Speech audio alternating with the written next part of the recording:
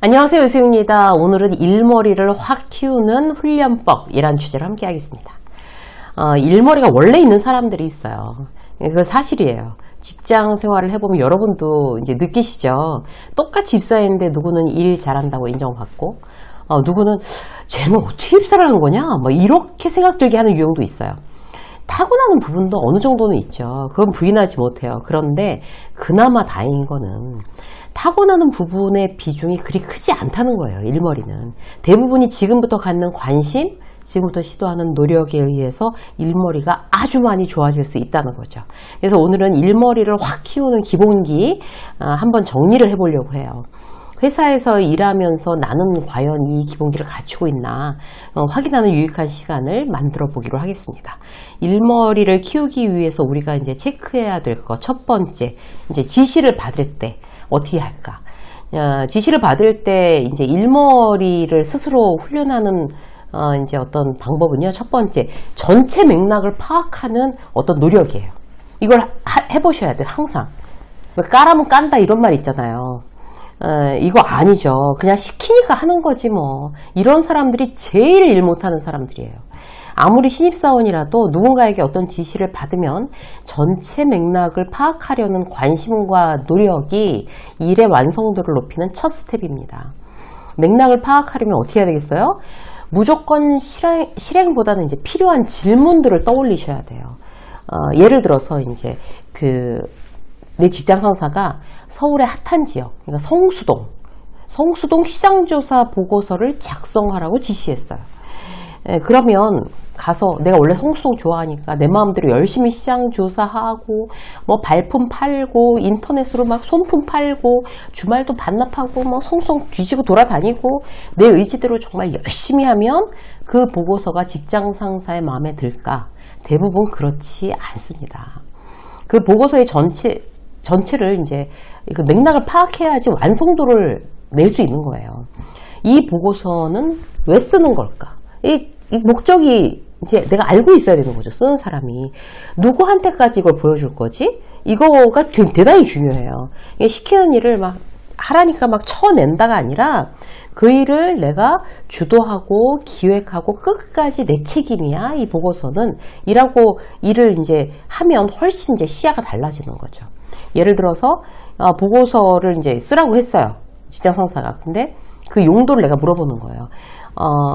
이 보고서를 지금 어떤 목적으로 이제 누구한테까지 지금 이렇게 보여드리는 그런 보고서일까요? 라고 이제 물어봤어요. 그랬더니 팀장이 그 신사업 아이템에 꽂힌 본부장이 지시한 거야. 라고 얘기했어요.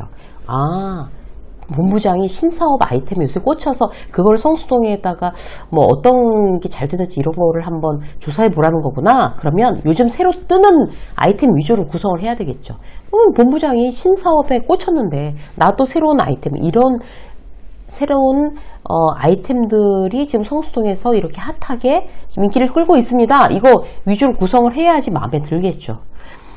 새로 런칭된 브랜드 뭐 이런 거. 방향을 이제 설정했어요. 또 용도를 물었더니 이번에는 팀장이 이제 본부장 그런 게 아니라 내가 참고용으로 공부하려는 거야 라고 얘기했다고 치자고요. 그럼 또 어떻게 해요? 또 방향이 달라져야 되는 거죠. 예쁘게 만드는데 시간 절대 들일 필요 없이 그야말로 공부하는 용도로 정보를 많이 담는 게 중요한 거죠. 기사 난 거, 성수동에 관련된 기사 난 거 링크 걸어주고 현장 사진도 다양하게 찍어주고 잘 나가는 브랜드, 상품, 카테고리, 그 회사 막 홈페이지 다시 다 링크 걸어서 넣어주고 양을 많이 해줘야 되는 거죠. 그야말로 그래야 공부가 될 테니까. 자, 이번에는 용도를 물어봤더니 사장님이 성수동에 관심이 많은데 언제라도 성수동 요즘 어때? 라고 물을 때를 대비해서 이렇습니다. 라고 보여주려고 예비용으로 만들어 둔다는 거예요. 그러면 또 내 전략은 또 달라져야 되는 거죠. 복잡하면 안 되죠. 일단 사장이 볼 거는 비주얼 위주여야 되고 페이지도 많으면 안 되고 성수동은 요즘 이렇습니다라는 한눈에 볼 수 있는 압축형 비주얼 위주의 이제 보고서가 돼야 되는 거예요. 이렇게 용도에 따라서 지금 세 가지 다른 용도를 제가 설명할 때 전부 다 쓰는 스타일이 보고서가 달라지잖아요. 그죠? 이게 중요한 거예요. 이게 어떤 용도에 쓰이는 거지? 내가 지시받은 이 지금 과제가 어느 용도에 쓰여지고 어떤 목적을 가지고 있고 누구한테까지 보고가 되는 거지? 라는 걸 알고 있어야 완성도를 높일 수 있는 거 여러분들 꼭 기억하셔야 돼요. 그리고 또 미리 파악해야 되는 게 뭐예요? 데드라인 파악하셔야 되는 거죠. 언제까지 이걸 해야 될까요? 라고를 꼭 물어봐야 돼요. 그냥 알겠습니다 하다가 윗사람이 그거 어떻게 됐어? 그러면 예, 진행하고 있습니다. 이렇게 말하는 순간 이미 일 못하는 사람, 느려 터진 사람으로 찍히는 거예요. 언제까지 보고 드릴까요?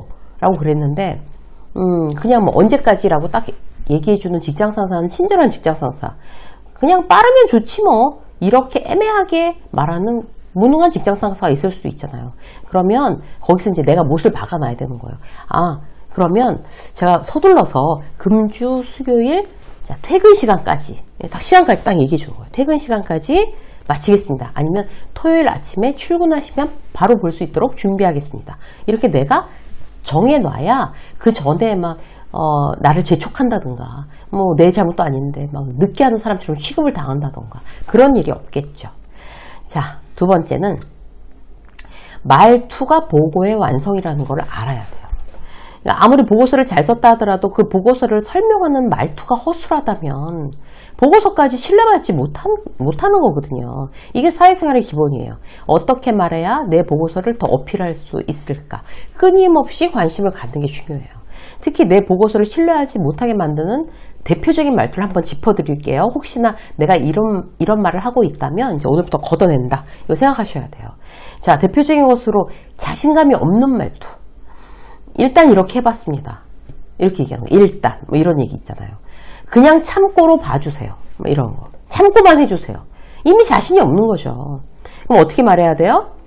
이 방향이 가장 최적이라고 판단되어서 이 방향대로 작성했는데 검토 부탁드립니다. 이렇게 내가 판단했을 때 이거 베스트야, 최적이야, 이렇게 자신감 있는 상태에서 보고를 해야 일단 그 얘기를 듣고 그 보고서를 보면 이게 베스트래. 그래야 일단 신뢰도를 높일 수가 있는 거죠. 두 번째는요, 애매한 말투를 쓰지 않는 거예요. 강의 가서 늘 하는 말이 제가 회사에서는 뭐든 숫자로 표현하세요 이런 얘기를 제가 수도 없이 하거든요. 비즈니스 커뮤니케이션은 정보예요. 감정이 아니고. 그래서 내가 하고 있는 말이 정확한 정보인가를 수시로 확인하는 습관이 나를 더 말 잘하는 사람으로 만들 수가 있습니다. 예를 들어서 뭐 오징어 게임 이번에 이제 세 번째 나온 거 거기에 이제 그 최이사로 나오는 사람이 막 선장을 의심해요. 여러분 다 보셨죠? 근데 그걸 이제 위아준 배우한테 막 저 선장 의심스러워 라고 얘기하니까 위아준 배우가 왜 그렇게 생각하십니까? 라고 물어봤어요. 그랬더니 이 최이사가 뭐라고 그랬냐면 내가 촉이 좀 좋잖아 라고 얘기한 거예요. 위아준 배우가 당연히 신뢰하지 않죠. 촉이 좀 이런 감정 중심의 말투 남에게 신뢰 주지 않습니다.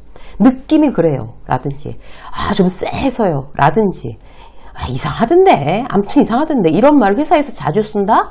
대단히 위험한 거예요. 상당히 꽤 아주 매우 이런 말들은 아예 빼는 게 좋아요. 그럼 어떻게 말해야 될까요?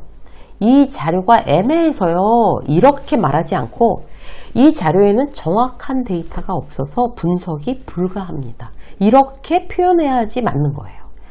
응모자가 상당히 많습니다. 꽤 많습니다가 아니라 응모자가 4,000명으로 작년에 비해서 100% 신장한 숫자입니다. 이렇게 말해야지 정확한 거죠. 자, 애매한 말투 쓰시면 안 되고요. 세 번째, 핵심이 실종된 말투도 조심하셔야 돼요. 그래서 무슨 말이 하고 싶은 거야? 라는 마음이 상대가 들게 했다. 이런 벌써 끝난 게임이죠. 신뢰구멍고. 비즈니스 커뮤니케이션에서는 앞뒤 사항을 전부 다 듣고 정성을 다해서 이해하는 노력? 이런 거가 필요 없어야 돼요. 그냥 이게 들으면 그냥 무슨 얘기인지를 알 수 있게 얘기하는 거. 정확하면 되는 거예요. 그러기 위해서는 두 가지씩 말하기가 가장 도움이 됩니다. 핵심이 실종되게 안 하려면 내가 나중에 이제 이 얘기를 해야지가 아니라 처음부터 일단 핵심부터 던지는 거예요. 그러면 이제 상대가 이해하기가 쉬워지고 속도 빨라지고 명확해져요. 상대는 나를 스마트한 사람, 일 잘하는 사람이라고 느껴요. 단지 두 가지씩으로 말했을 뿐인데. 예를 들어서 고객 컴플레인이 걸렸어요. 팀장이 완전 열받았어요. 왜 컴플레인이 걸린 거야? 막 소리소리 지르면서 물어봤어요.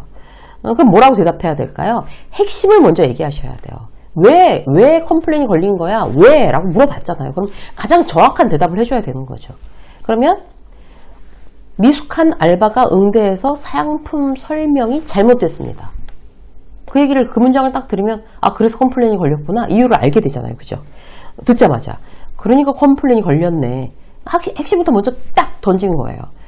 그러면 이제 팀장이 왜 미숙한 알바가 응대하냐고 하면서 또 길길이 날뛰면 그때 또 자세한 내용을 또 얘기하고, 질문하면 핵심 대답하고, 질문하면 핵심 대답하고, 이러면 되는 거죠. 근데 처음부터 그게 아니라요, 매니저가 하필 그때 점심을 먹으러 가서 자리를 비웠는데요, 손님이 워낙 이상한 사람이고요, 이런 식으로 말하면 그야말로 이제 횡설수설 되는 거죠. 모르는 직장사는 더 열받습니다. 그래서 자, 핵심을 먼저 두 가지로 던진다. 이걸 항상 여러분들이 기억하셔야 돼요.